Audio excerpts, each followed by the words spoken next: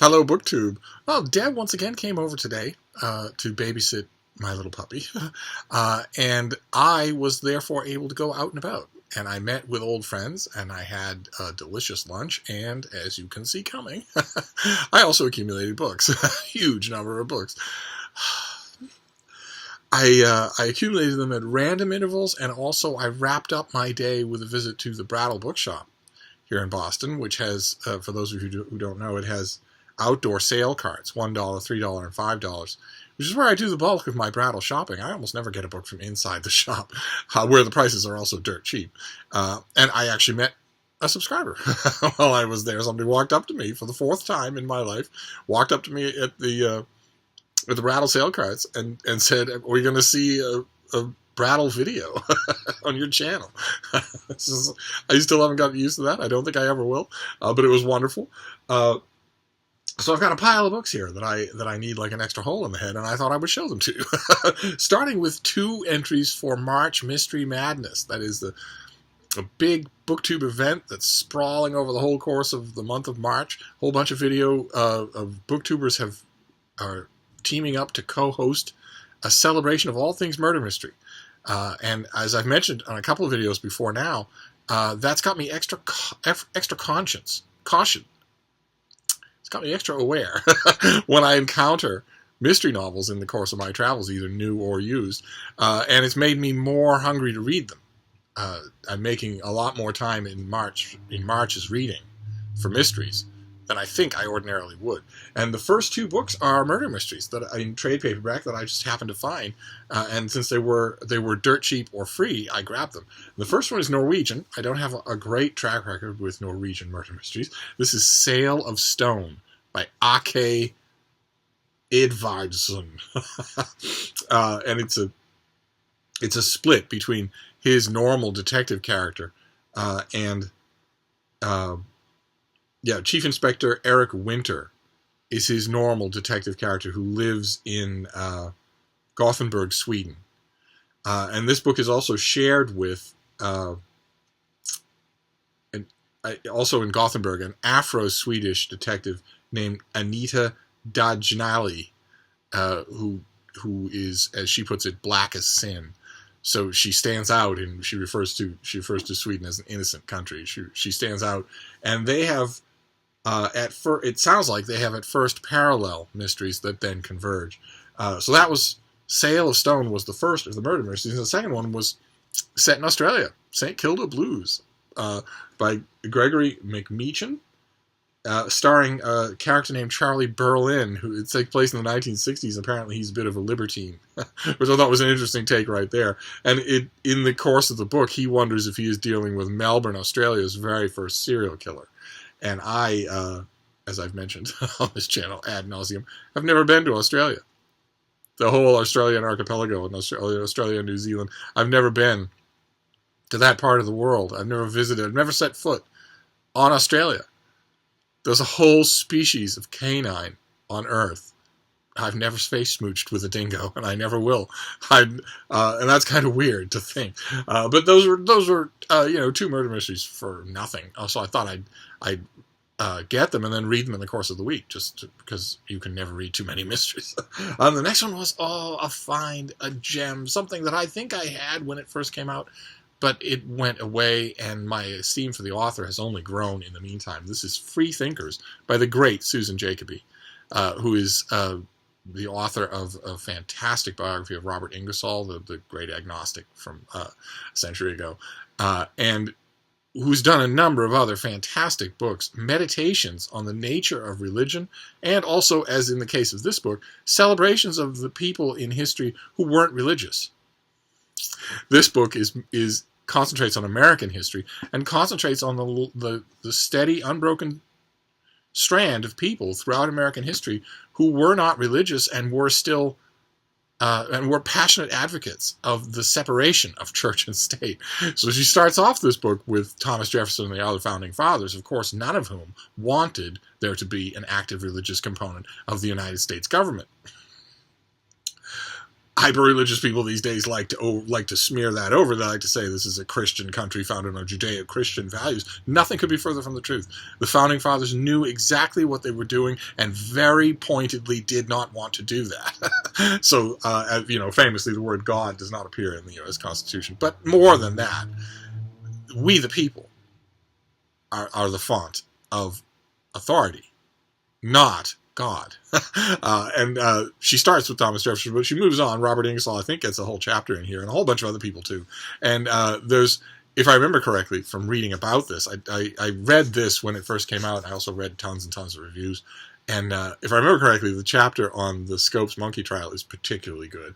Made me wish, when I read it originally, that she'd write a whole book on that subject. So I was very happy to, these things are hit or miss. Some of these things will obviously be gifts for other people. Some of them I don't have a cogent explanation of why I picked them up, except that they were free.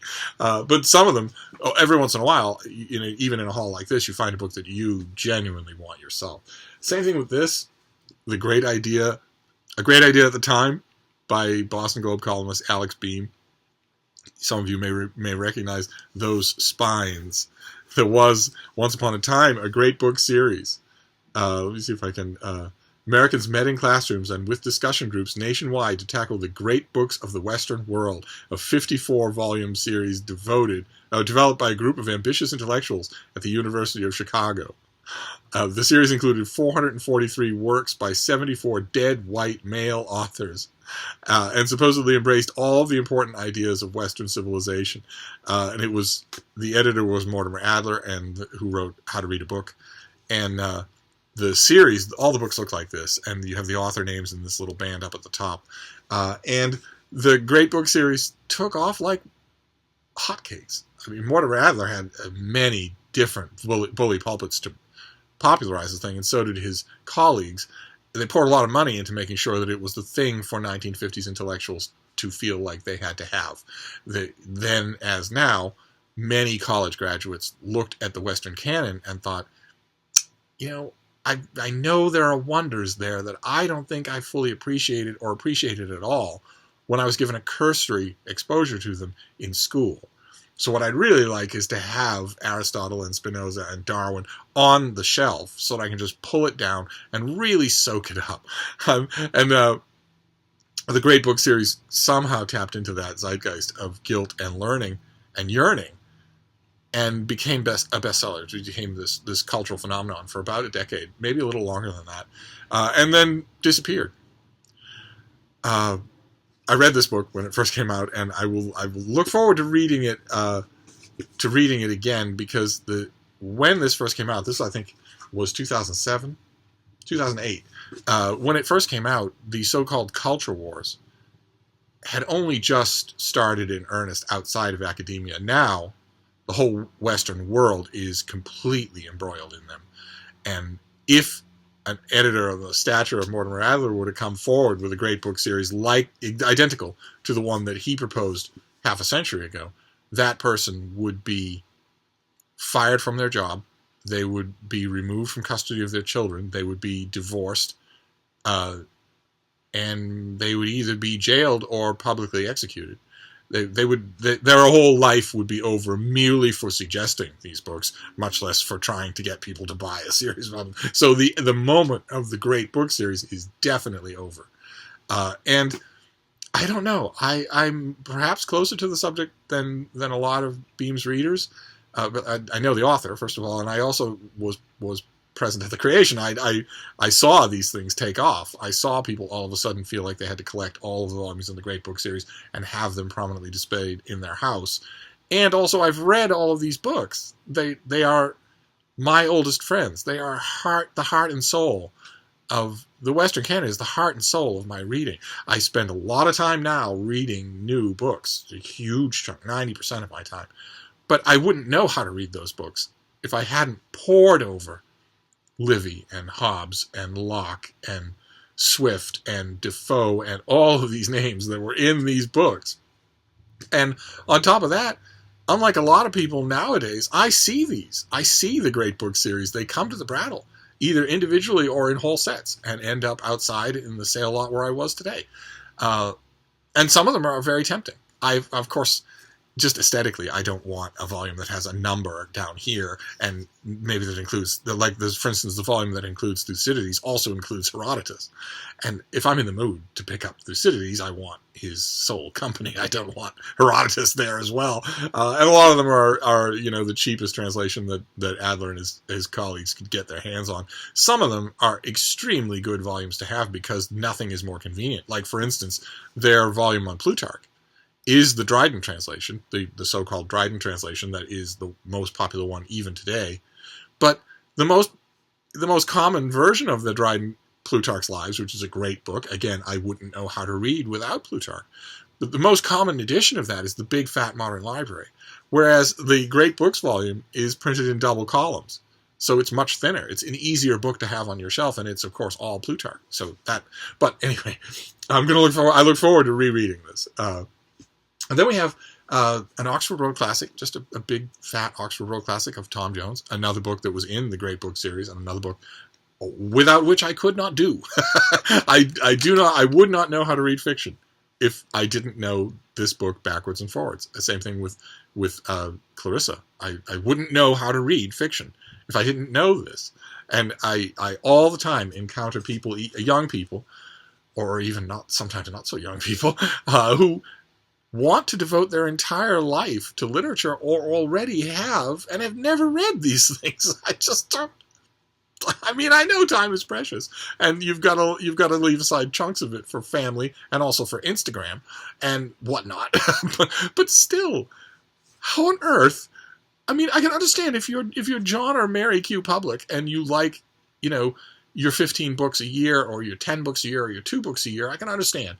You might have read a chapter of Tom Jones or Moll Flanders in school, and you are neither tempted to read more of it, nor are you ever presented with the idea of reading more of it. It's just not part of your life at all. But if your life is literature, how can you not have read Tom Jones? How can you not have read at least one English translation of the Tale of Genji? How can you not have read Swift or Fielding or Richardson or Thackeray, for God's sake? How many people have read Vanity Fair? Oh, don't get me started. And once again, all of BookTube is now unanimously at the same time saying, we didn't get you started.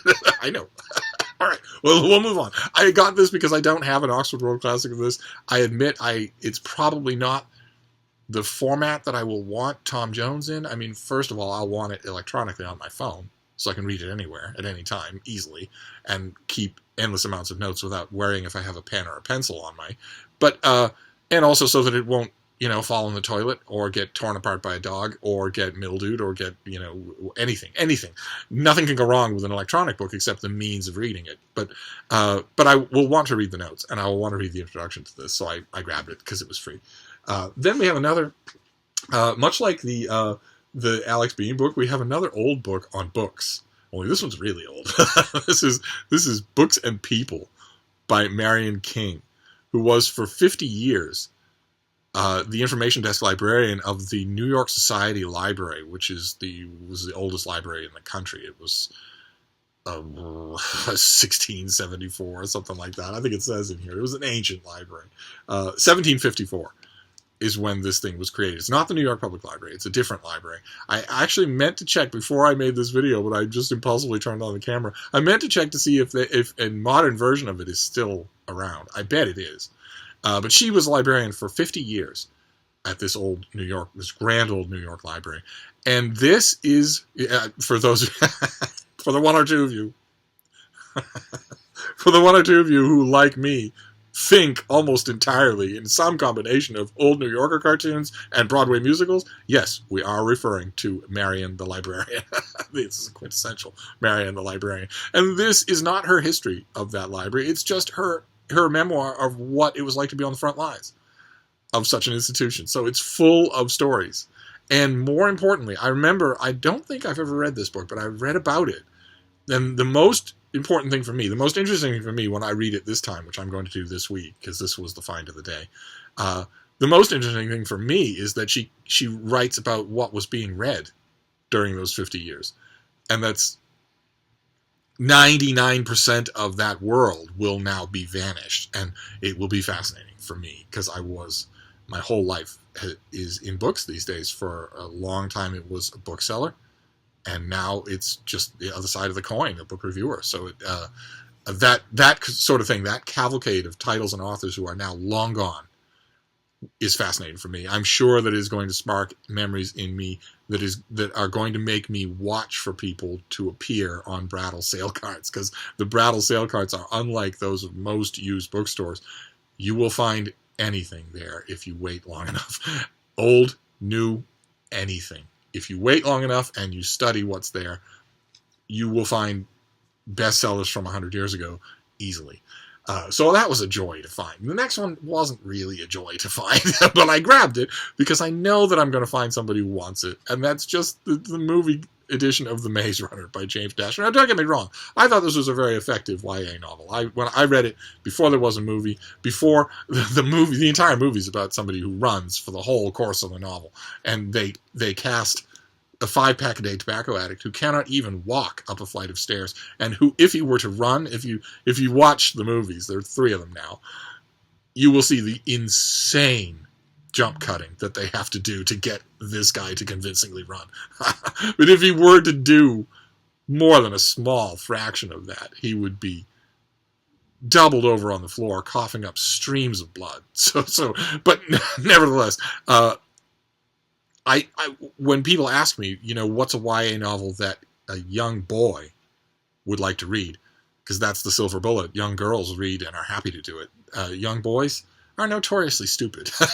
They're savage little creatures. They're little Klingons. And if you're going to get them into reading, unless they're lucky enough to have a teacher, one special teacher, one irresistible teacher, if they're just in the school system, what you really want is to hook them with books like this. This is a book that a teenage boy would love. And I also like the fact that the movie cover isn't a travesty. I mean, it's got all this stupid wording on it that shouldn't be there. But one of the things I like about the Maze Runner movies are the terrific visuals. And that's all throughout this. So I got it. I mean, it was free. And I know I'm going to find somebody to give it to. So and I might even reread it. I think Dashner has a lot of talent for writing this kind of hyperkinetic stuff. So I was sorry to see just recently his career completely destroyed. So I should refer, when I say I think he has a lot of talent, I should refer to it in the past tense, since once his current book contracts are up, no publisher will ever give him another contract. So the next one, pure indulgence. I shouldn't in any way have done the same thing with the Maze Runner. Really, I don't need an extra paperback to make sure to hand to somebody. That's not a good reason to buy a book. But it might be a good reason to take a book that's free. And this one, oh God, I mean, it's a gem. Don't get me wrong. It's the Norton Critical Edition. It's the Norton Anthology of Literature. This is Volume 1, which English literature starts off with Beowulf and moves its way forward to, I think, the Romantics.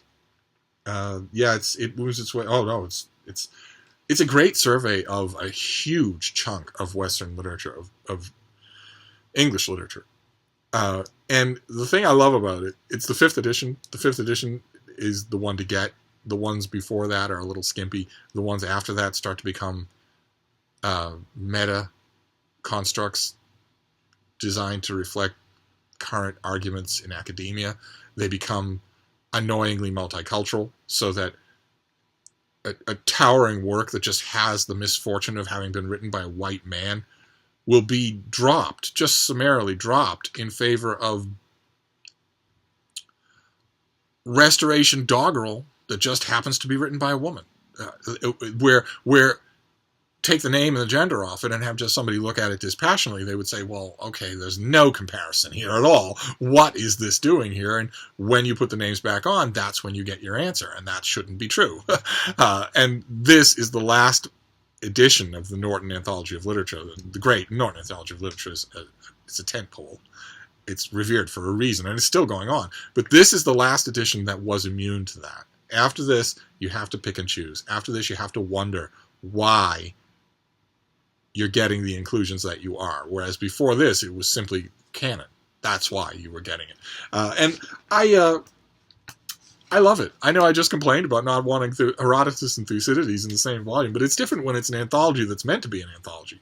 I love the juxtaposition. I don't, I think, have a copy of this right now because I give it away. People will often ask me, what is a one-volume book? Is there a book, a single book, that I can use as sort of a Rosetta Stone and just move out from there in all directions? And this would be the one, for literature anyway.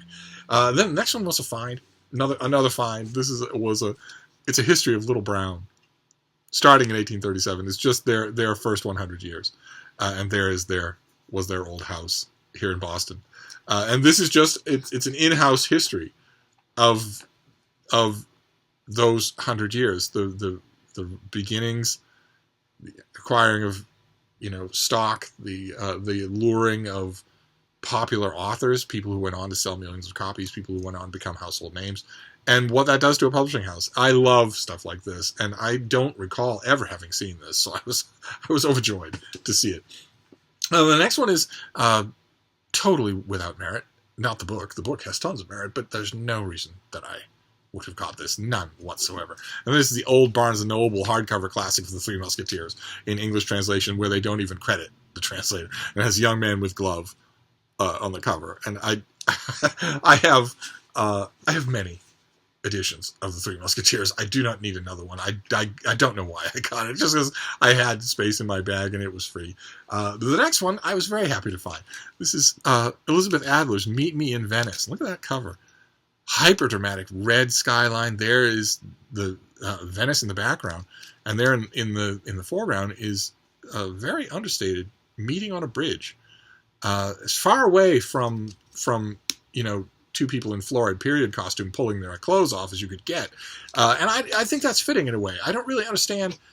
I don't quite know where to put Elizabeth Adler on the spectrum of romance novelists, because she's not only interested in romance. In fact, there's a lot more going on in her books than meets the eye, or that is conveyed in a plot summary. This is just a woman who thinks she's going to grow old without meeting that one special man, and a man who thinks he's going to grow old without meeting that one special woman. On the surface, it reads like the template for 80 billion romance novels.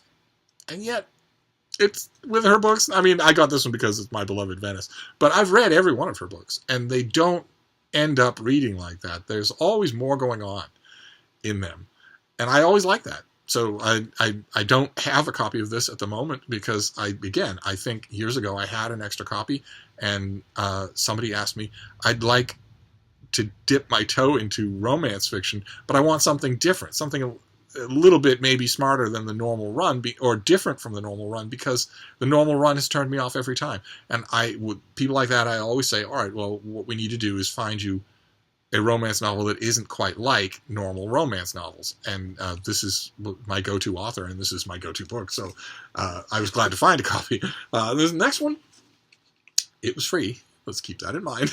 It's Avid Reader by Robert Gottlieb. This is his long-awaited memoir about his decades in the publishing industry. And it is terrific. It's very courtly. It's full of very smoothly polished stories that everyone in the New York literary scene of a certain age has heard many times. And it's also very discreet, so that this is not really a dirt-dishing memoir.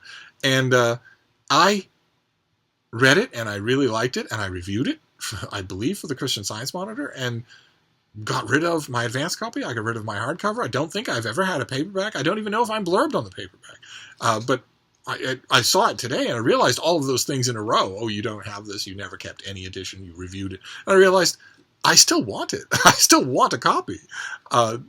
So it was sort of a chastisement. I saw it, and I got it right away. Then this next one is huge.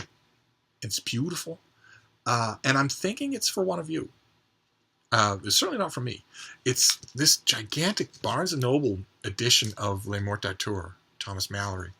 And it is full of artwork, not just black and white spot illustrations, but color illustrations all throughout. Just a gorgeous production of this. You've got black and white stuff, but you've also got color all throughout here. It's a gorgeous production of this book. And this book is terrific. It is terrific to read. I got this because it was free, but it's not the edition that I want at all. I have a paperback edition that works just fine for me, and I also I keep an eye out for the Norton Critical Edition of Le Morte d'Arthur. I saw a copy at the Book Barn in Niantic, Connecticut, but it was heavily underlined. I want a clean copy of the latest Norton Critical Edition of Le Morte d'Arthur. It looked beautiful to me. And I will eventually find that. In the meantime, I got this just because I hated the idea of it being thrown away, but I don't. One of you probably wants this more than I do, and I'd be happy to send it to you. That's the mail. I'm going to break this up, but I'll be back. Thank you, BookTube.